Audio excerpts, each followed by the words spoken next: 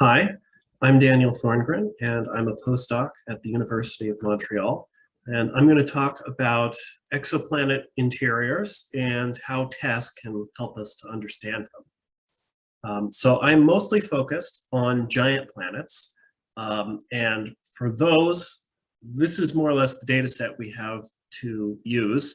It's the set of planets that have masses and radii reasonably well determined, and I've colored them by the incident flux. And I've also filled in the solar system giant planets.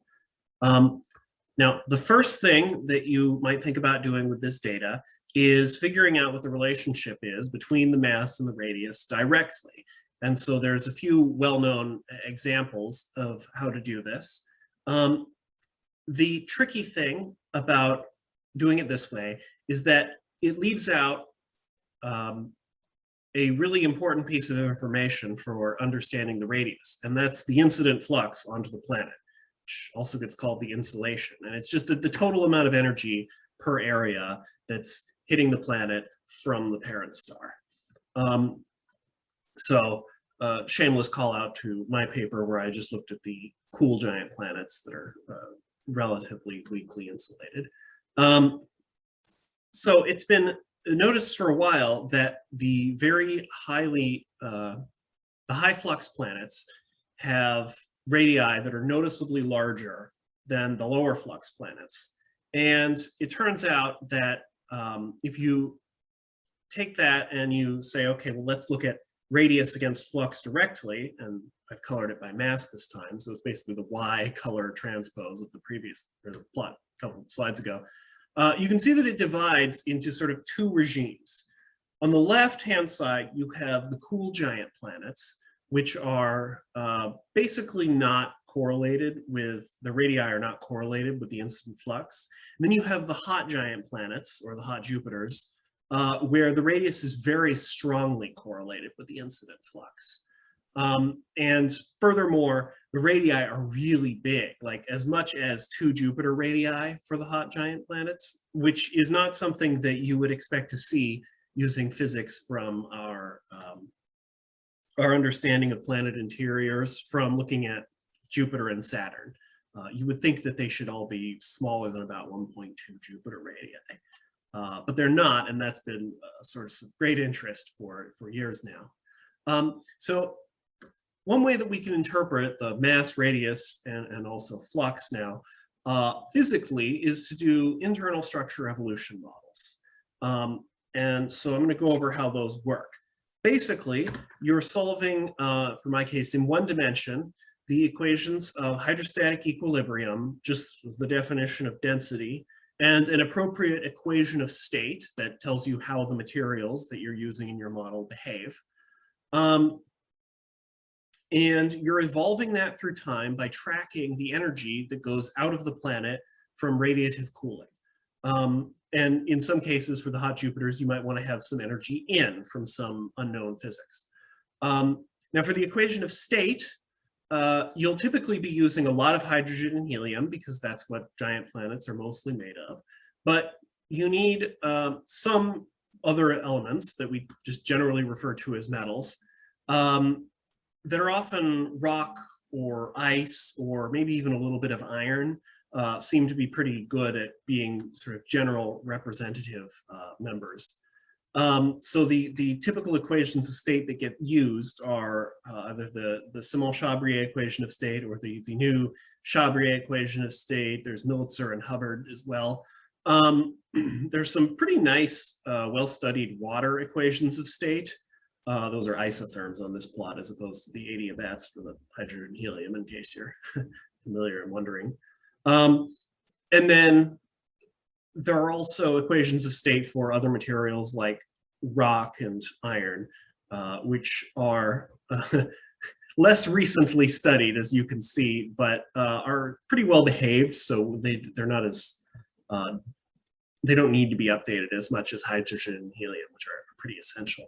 So what this gets you is a forward model that takes in the mass, the insolation, remember that that's the same thing as the flux, just another word for it, the composition of the planet and the age, and gives you the radius and the intrinsic temperature of the planet. And the intrinsic temperature is the amount of energy coming out of the interior.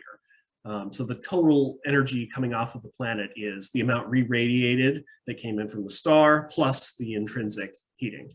But you can also turn this around and say, well, I know the radius, but I don't know the composition.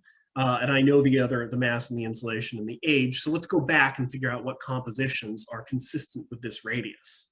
Or if you're looking at a directly imaged planet, you might be in a situation where you can see the intrinsic temperature because the insulation is really, really low. So you're just looking directly at what's coming out of the interior. But you don't necessarily know the mass, and you can assume the composition is somewhat like solar because often these are very massive planets. And so you can work back and figure out what the mass is in conjunction with other often spectroscopic observations. So it's important to note that there are definitely modeling uncertainties associated with this kind of work. Probably the most important is that we don't quite know how the planet is structured internally. We don't know if metals are mixed fully into the envelope, or if there's a core and those are the two end members. But what if there's a core, but there's also an enriched envelope? Like, it's hard to know exactly how that is. And then also whether there's layered convection going on, which is probably almost certainly occurring. It's just a question of what the extent is. And that's where the composition, if you think about hydrogen, helium versus everything else, it's like a sort of step function. It turns out that fluids of these kinds of fluids like to do that, where you have layers where it's all the same composition, and then a sudden jump to a new composition, and then it goes on that for a while and forms this staircase plot in composition.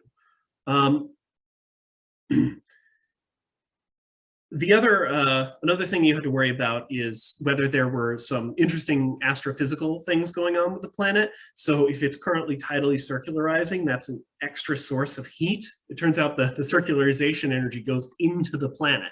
And so the planet might be unusually hot, or more hot than it would be if it weren't circularizing, and therefore also larger because the heat inflates it. Same thing for obliquity tides. And then also giant impacts can mix the planet, they can add energy, they can add metals. So they're sort of an interesting wild card there as well. You also have to ask yourself, what metals do I want to use? For the most part, for massive planets, it's not a huge difference. So I've sort of listed it towards the bottom.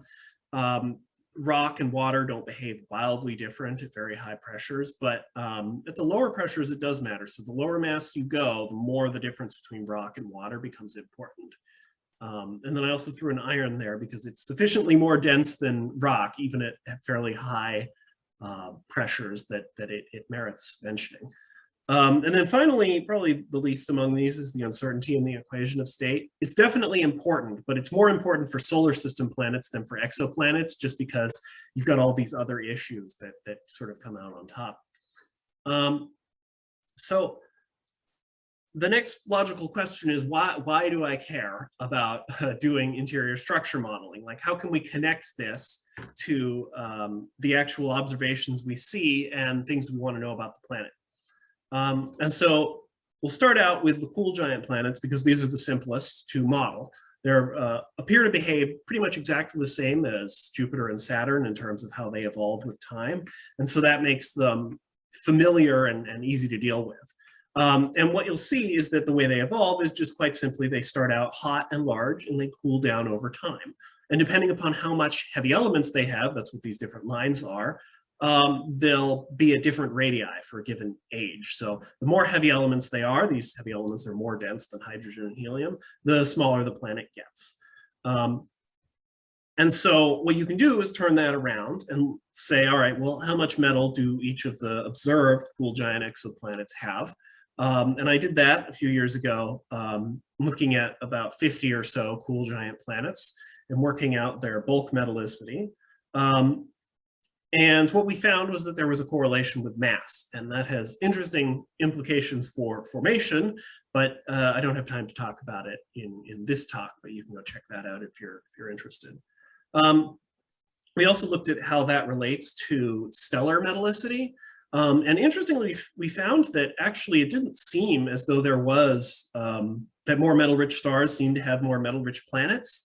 It's possible that's getting washed out because if you have a more metal-rich planet, it has an easier time forming early and gathering more hydrogen and helium. So it seems like there's sort of some complicated formation feedback. That's just a hypothesis. I'm just throwing that out there. But oddly enough, we did see a tentative relationship between the ratio of volatiles and refractory elements, which I don't have time to get into, but you can check out Johanna Teskey's paper on it. But it would be really nice to have more planets to validate this trend. Another thing that we want to understand is what the hot Jupiters are doing. Why is it that they're so large? And the only way it seems that we can explain this is that they are much hotter than our evolution models suggest that they should be. So at about 5 gigayears, even without any heavy elements to keep their radius down, this red dotted line is about as big as you can make a giant planet with the expected internal temperatures. And so clearly these guys are hotter than that. And the rate at which a planet that was this much hotter would have to would be expected to cool means that either something is massively suppressing heat flow out of the planet, or there's a constant source of new heat going into the planet. And so we did a paper in 2018 looking at what kind of heating you need to explain the radii of these hot Jupiters. And you can see that it depends pretty straightforwardly on the equilibrium temperature, which is just where we're fixing albedo to be 0. So that's just a direct relationship with flux. So this is just another way of looking at the flux. And that's interesting both because it helps us to narrow down what the cause of the inflation could be, because this is just measuring how much heating is going on. It doesn't tell you exactly why it's happening. But it also helps us understand what the intrinsic temperature coming out of the planet is, because we know that if the energy is coming in and it really wants to get out, you'll have considerably higher intrinsic temperatures than people tend to suppose. There was a whole big period where people were doing GCMs and 1D atmosphere models, all assuming that the intrinsic temperature of exoplanets was similar to that of Jupiter, which is about 100 Kelvin. But if you want to be consistent with the radii that we observe, the actual intrinsic temperatures could be as much as 700 Kelvin for the absolute the fastest re-radiating planets. And that has important consequences for whether clouds form and how deep the radiative convective boundary is, which is important both for these 1D models that Peter Gao did, but also for 3D GCMs. And I should keep going, but for cool giant planets, things are a lot simpler because we have experience with Jupiter and Saturn, and there doesn't seem to be any missing physics that we're not following. So in general, you can get these fairly straightforward curves of intrinsic temperature with time. You can see that if you look at the one Jupiter mass planet and follow it down to 4.5 gigayears, it's about 100 Kelvin. So these things seem to work out without too much difficulty. Another thing that you can do, which is particularly interesting with James Webb coming out, is think about the relationship between the bulk metallicity, which, to remind you, is the total mass of heavy elements in the planet as a fraction of the mass of the planet as a whole. So 1 would be 100% metal, it's the Death Star, and 0 is pure hydrogen helium. And so, assuming you have something in the middle where it's not all one or the other, you think about how can that be structured, and is it visible in the atmosphere? So if you hide the metals in a core, then it's not going to be visible in the atmosphere.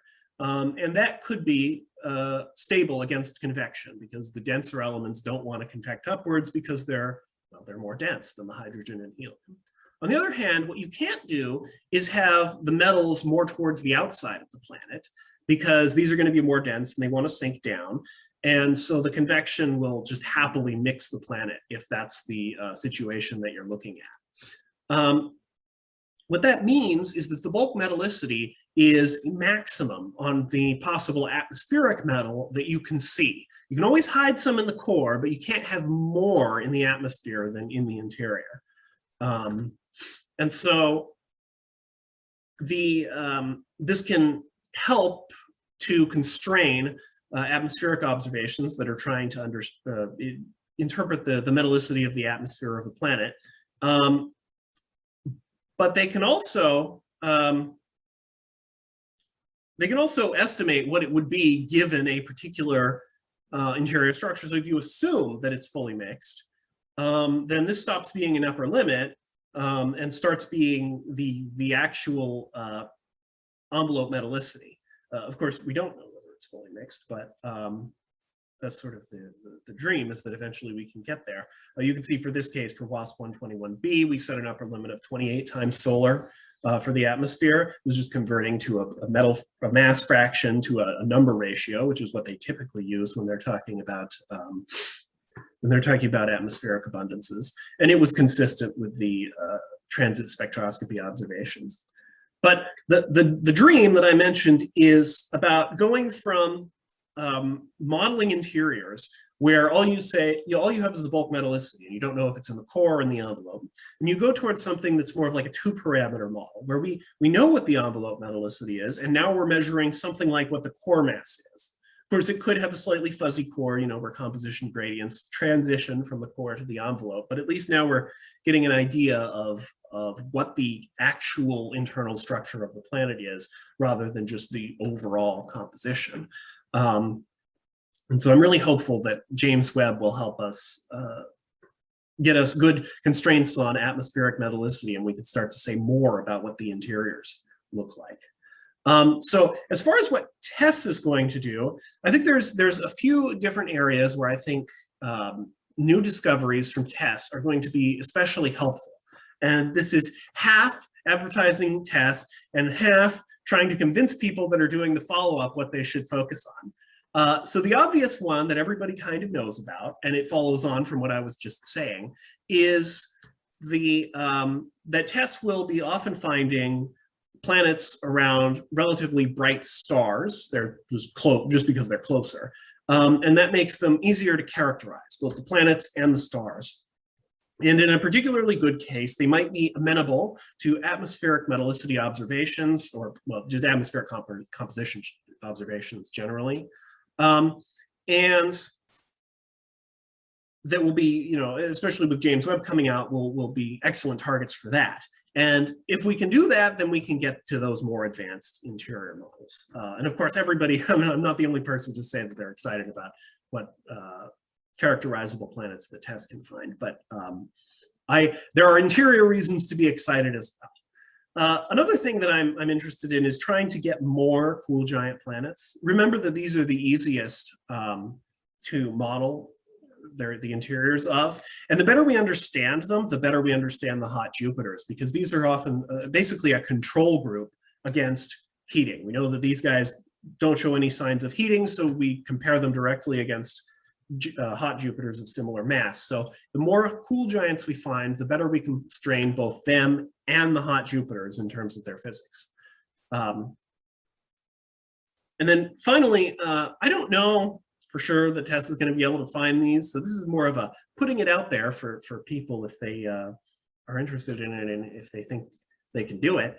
But we have a terrible dearth of super Jupiters. And the reason is that these are rare planets. Like, there are not a whole lot of like 8 Jupiter mass planets out there compared to, say, a 0.8 Jupiter mass planet, for which there appear to be quite a few. Really, on any orbit would be very helpful, but especially the cool giant planet, cool super Jupiters, more than like, I don't know, 3 or 4 times Jupiter's mass. We just got like a few, like 3 or 4, and it's painful to me. And this problem extends, by the way, off the chart into the brown dwarfs, where there are about, I think, 20 transiting brown dwarfs. So if you find a really high mass planet it's transiting. Don't say, oh, boring, I'm looking for super Earth. Say, oh my God, that's really exciting. We found a really rare planet. So just make sure that you don't leave gold in the ground there, please. So just to sort of wrap up here, the interior structure models help us to bridge the theory, both of the interiors and of planet formation, with the actual observations of planet masses and radii, and also orbits. You can infer intrinsic temperatures or compositions from mass and radius, or go the other way and predict them, depending upon exactly what you're doing, whether this is a transit observation or an RV observation or what have you. You can use the composition, the bulk compositions you get from interior structure models to put constraints on atmospheric compositions. And if your atmospheric compositions are so good that you don't need that, well, that's excellent, because I want to know what your constraints are so that we can do a better, a more complex interior structure modeling. And hopefully we will get there as James Webb launches. And the role of TESS is going to be to expand the sample of planets that we have to do this with, especially in some of the more rare or especially valuable planets, the ones that you can easily characterize, the cool giant planets that have this extreme utility for interior structure modeling. And please, if you can find them, and they're very rare, find me some super Jupiters. I would really appreciate it. So thanks for listening, and I'll see you guys at the actual conference.